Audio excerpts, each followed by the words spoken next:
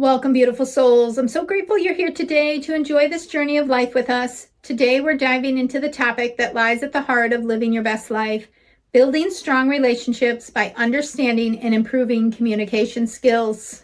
Our relationships deeply influence our happiness, health, and overall well-being. At the core of every great relationship is effective communication. In our previous video in our 90-day series to living your best life, we explored how reprogramming your mind for positivity can change your life. Positivity doesn't just transform your inner world, it creates a ripple effect into your relationships. When you approach communication with a positive mindset, it becomes easier to foster understanding, resolve conflicts, and create deeper connections. Looking ahead, our next video will focus on creating boundaries for healthy relationships. Communication skills play a vital role in setting and respecting those boundaries, making today's topic an essential foundation for what's to come. Let's dive in and explore how improving communication skills can strengthen your relationships and enrich your life. The science of communication and connection. Communication is more than just exchanging words. It's about building trust, resolving misunderstandings, and fostering emotional intimacy. Research published in the Journal of Marriage and Family highlights that quality of communication is one of the strongest predictors of relationship satisfaction. In fact, studies have shown that relationships where communication is prioritized tend to have higher levels of happiness, mutual respect, and resilience. Communication is not just the act of conveying messages, but it's an essential tool for nurturing emotional bonds and fostering trust. What's fascinating is how communication ties into the brain function.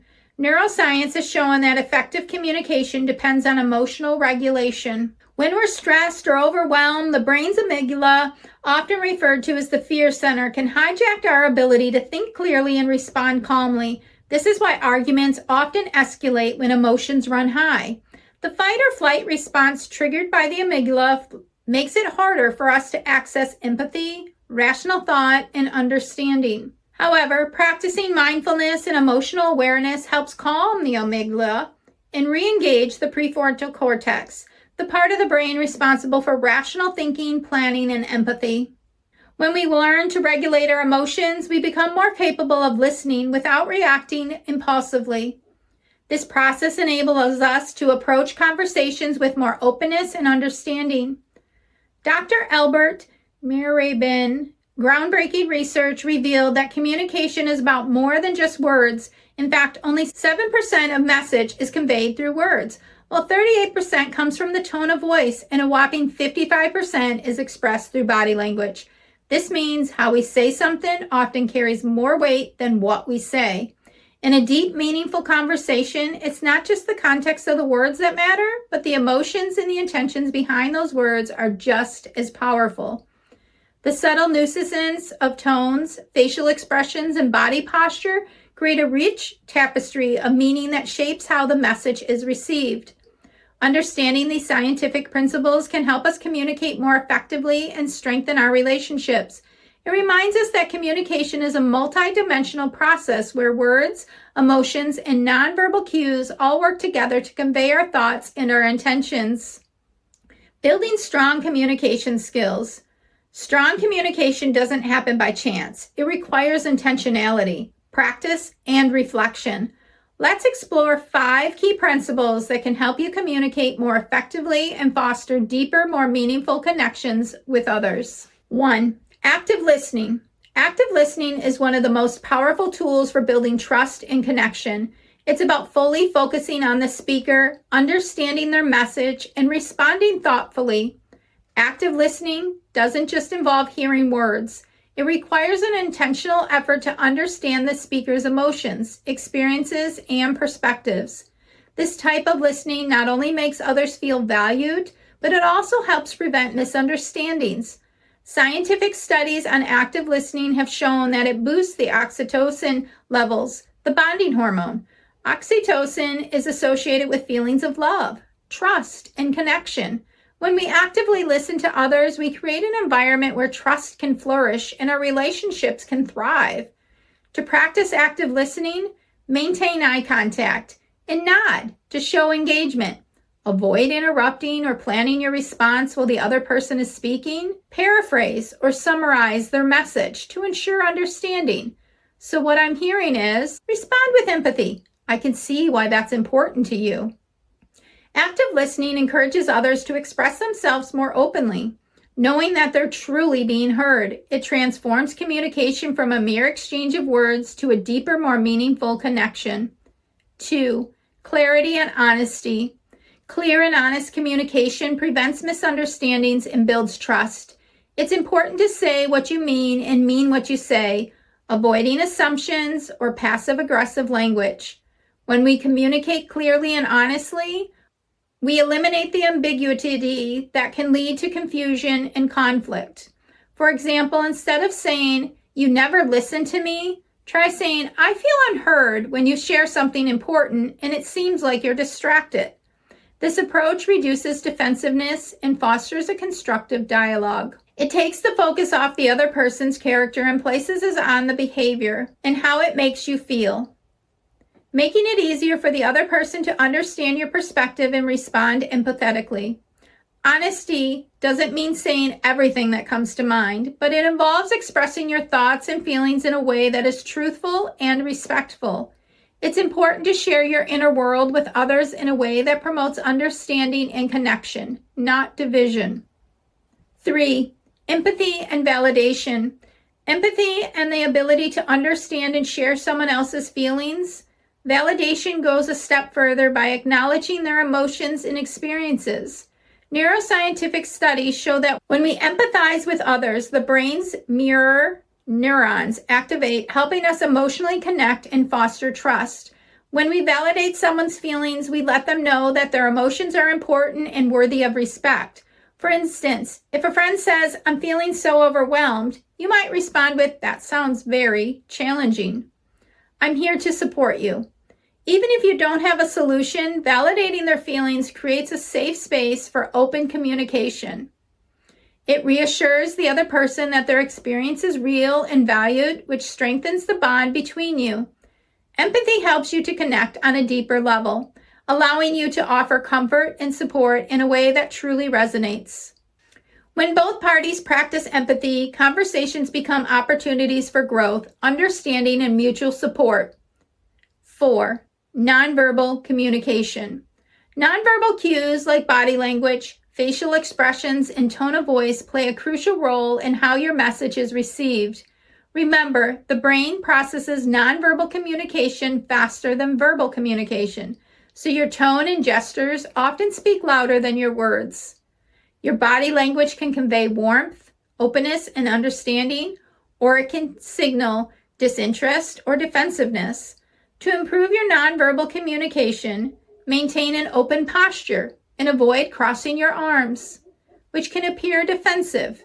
Use a calm, steady tone of voice, smile, or use gentle facial expressions to convey warmth and understanding.